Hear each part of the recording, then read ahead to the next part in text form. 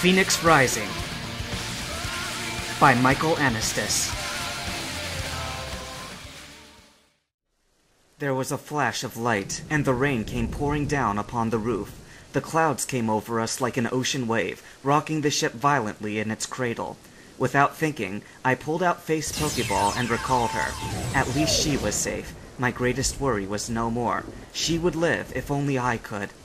The blast shield shot out from the wall, and Darius grabbed me by the arm. "Come on! Didn't you hear the warning?" That was the fault of the blast shield. Each room had only one speaker. The entire crew met in the concert hall where Sanctum Cage had previously performed. The captain took the stage and tried to calm down the frightened crowd. People! Calm down! Please calm down!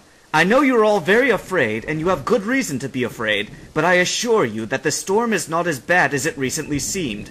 The squalls which you just witnessed were created by the belt passing overhead. Now that we are past the belt, we should be in less danger. The ship will not sink in a storm, but I ask all of you to remain off the deck.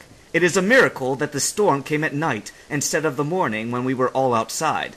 All I ask is that you remain here, indoors, until we reach the eye of the storm. Then you will be free to move about." "How long until we reach the eye?" shouted Cassie. 5 minutes, more or less. Most likely less. "They say I can't control my powers!" All eyes turned to the ceiling, the optical glass ceiling. "They say I can't control my powers, do they?" shouted Gary. "I'll show them! I'll show them all!" He pulled out a blackened sword. "Ash! This time you will not live to the end!" Everyone ran for cover as Gary raised the sword over his head and brought it down on the window. The entire window shattered, bringing glass shards down on the now empty floor, followed by pouring rain. Gary fell to the ground, striking it with his sword, bracing his fall perfectly. Ash and Merlin stepped forward, drawing their swords. "Ash Ketchum and Merlin Durai," sneered Gary. "The very men I've been looking for." Pikachu ran up beside Ash. "Pika!"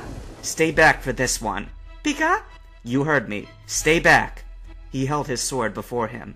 "Gary, you want to prove you're better than me? I suppose this is the game you wish to play." Gary sliced the air before him. "They say I can't fight you. They say I can't win without their help." He pointed at Ash with his sword. "I'll kill both of you where you stand. That will show them." Merlin held his sword before him. "You're out of your mind." Gary smiled an evil smile. "You'll soon find out that I'm the only one who is sane." Ash and Merlin caught their companions' attacks simultaneously and extended the power across the blade. Gary held his before him, glowing of black fire. "Your blades may be clean," he laughed, "but mine shall prevail. Come at me, for I have no intentions of turning back." Ash charged Gary. Their blades met, and the sparks which flew from his blade obstructed my view of the battle. Merlin's sword combined only made it harder. "It's a fucking light show down there!" shouted Darius. "We need weapons! That's what we need. Stay here!" A loose black flame shot out from the fire pit and destroyed the section of the balcony between Darius and me. "No time!" shouted Darius as he pulled out a Pokeball. "Ungermax! I choose you!" The Pokeball refused to open. "Damn it! What the hell is going on?" I knew the answer. Either Gary or the race are preventing us from intervening. We can't do anything to help them. All we could do was watch the sparks fly, and fly they did until Gary drew Merlin's blood. A scar on his arm, nothing more, but the pain was enough to distract Ash. Gary swung his sword at the ground, and both of them went flying against the wall. "This is it!" shouted Gary. "I finally prevail!" Merlin struggled to his feet. "Not yet.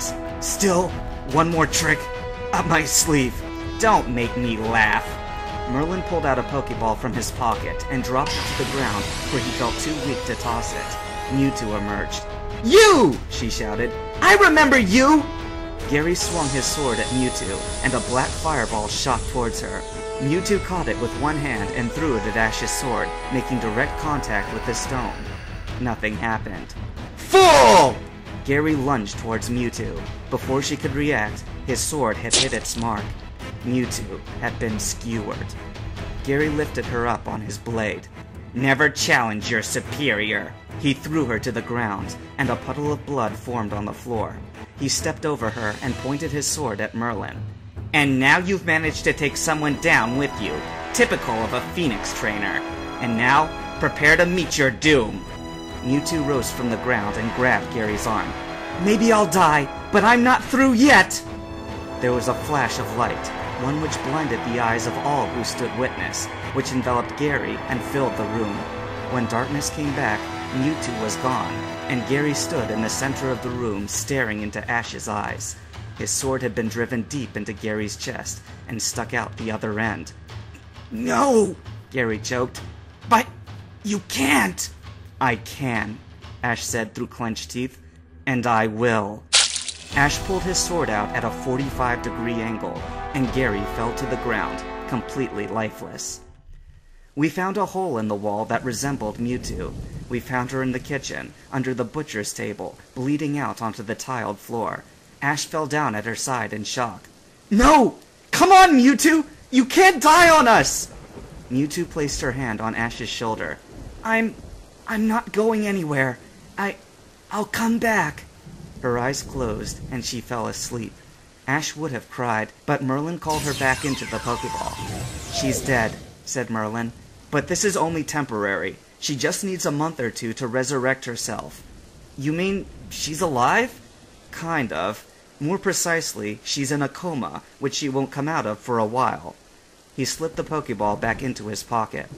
However, this means we're no longer ensured that we'll live through this. Mewtwo was what made death one of the secondary things we had to worry about.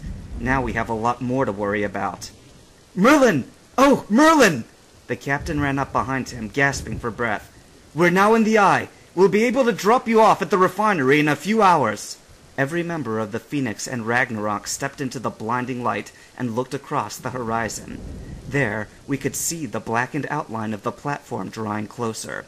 That was the origin of all that was evil, and even the 5 years of training at the Phoenix School could not prepare us for whatever hell was to come.